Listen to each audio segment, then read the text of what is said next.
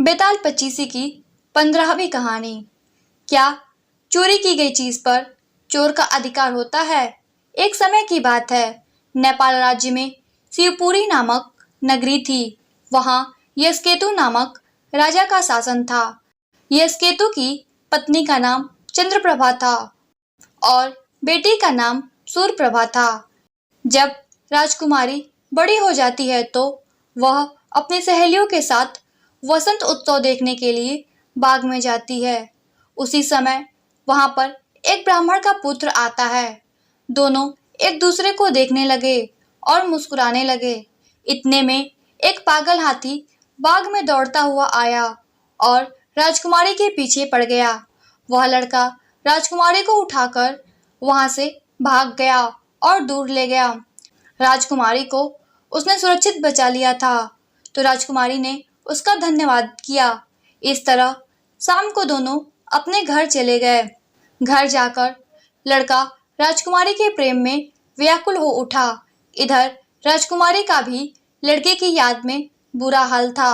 वह लड़का एक सिद्ध गुरु के पास गया और अपनी व्याकुलता बताई और कोई उपाय बताने को कहा। सिद्ध गुरु ने उसे एक जादुई गुटिका खिलाई तो वह लड़की के भेष में बदल गया और एक गुटिका खुद भी खाई तो वह एक राजा के रूप में आ गया। सिद्ध गुरु ने कहा कि जब तुम इस गुटिका को मुंह से बाहर निकालोगे तो अपने आप असली रूप में आ जाओगे। अब दोनों भेष बदलकर राजा के पास पहुंचे। सिद्ध गुरु ने कहा कि महाराज, मेरा बेटा न जाने कहाँ चला गया है। मैं उसे खोजने जा रहा हूँ। क्या आप इस लड़की को कुछ दिनों के लिए यहाँ सुरक्षित रखेंगे? मैं अपने बेटे को लेकर आऊंगा और फिर उसकी शादी इस लड़की से करूंगा। राजा ने हाँ कर दी और उस लड़की को अपनी राजकुमारी के साथ कमरे में रहने भेज दिया। राजकुमारी को पता चला कि वह लड़की के रूप में वही लड़का है जिससे वह प्रेम करती है।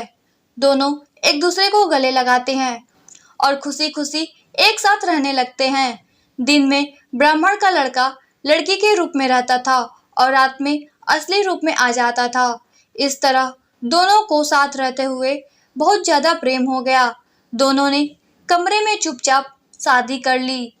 एक दिन राजा के किसी रिश्तेदार के दीवान के पुत्र की शादी थी तो राजा पूरे परिवार को वहां चलने को कहता है तो राजकुमारी के साथ वह लड़का भी चलता है जो लड़की बना हुआ था। सब वहां पहुंचे तो दीवान का पुत्र उस ब्राह्मण लड़की को देख मोहित हो गया। उसे किसी भी हाल में पाना चाहता था, लेकिन उसकी आज शादी थी। शादी निपटते ही वह दीवान के पास गया और बोला कि पिताजी, मैं उसी लड़की से शादी करूंगा और नहीं हुई तो मर जाऊंगा। दीवान परेशान होकर राजा के पास उस लड़की का हाथ मांगने चला गया। राजा सोचने लगा कि अमानत के तौर पर रखी लड़की को वह कैसे किसी को दे दे, लेकिन एक मुसीबत ये भी थी कि अगर हाँ नहीं किया तो दीवान का लड़का मर जाएगा। राजा ने सोच विचार कर दोनों का विवाह करा दिया, लेकिन बनावटी लड़की ने एक शर्त रखी कि मैं इससे शादी तभी करूंगी जब यह 6 महीने की यात्रा करेगा, तभी मैं इससे बात करूंगी। लड़के ने शर्त मान ली और बनावटी लड़की को अपनी पहली पत्नी के पास जाकर छोड़ आता है, फिर स्वयं तीर्थ यात्रा पर निकल जाता है। उसके जाने पर दोनों आराम से साथ रहने लगे। लड़का दिन में लड़की बना रहता था और रात में लड़का बन जाता था। एक दिन वह दीवान के पुत्र की पहली पत्नी को लेकर भाग जाता है। उधर सिद्ध गुरु एक दिन अपने किसी मित्र शशि को पुत्र बनाकर लाता है और कहता है कि अब मेरी लड़की को वापस दे दो। राजा श्राप के डर से बोला कि आपकी कन्या तो न जाने कहाँ चली गई है, आप मेरी कन्या से इसका विवाह कर लो। वह राजी हो गया और शशि का विवाह राजा की लड़की से कर दिया।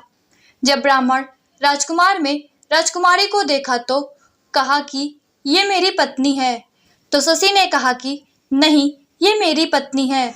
ब्राह्मण राजकुमार ने कहा कि मैंने इससे गंधर्व रीति से शादी की थी, तो शशि कहता है कि मैंने पूरे रीति रिवाज के साथ सबके सामने इससे शादी की थी। बैताल ने पूछा कि बताओ राजा कि राजकुमारी किसकी पत्नी हुई। राजा ने कहा कि शशि ने सबके सामने राजकुमारी से शादी की है तो वही उसका पति होगा। और ब्राह्मण राजकुमार ने तो चोरी से शादी की थी तो चोरी की हुई चीज पर किसी का अधिकार नहीं होता है। इतना सुनकर बैताल उड़कर पेड़ पर चला गया और राजा वापस उसे ले आया और अगली कहानी सुनाने को कहा। दोस्तों, अगर आप लोगों को यह कहानी अच्छी लगी तो इस वीडियो को लाइक कीजिएगा और बैताल पचीसी की अगली कहानी सुनने के लिए इस चैनल को सब्सक्राइब कीजिएगा। धन्यवाद।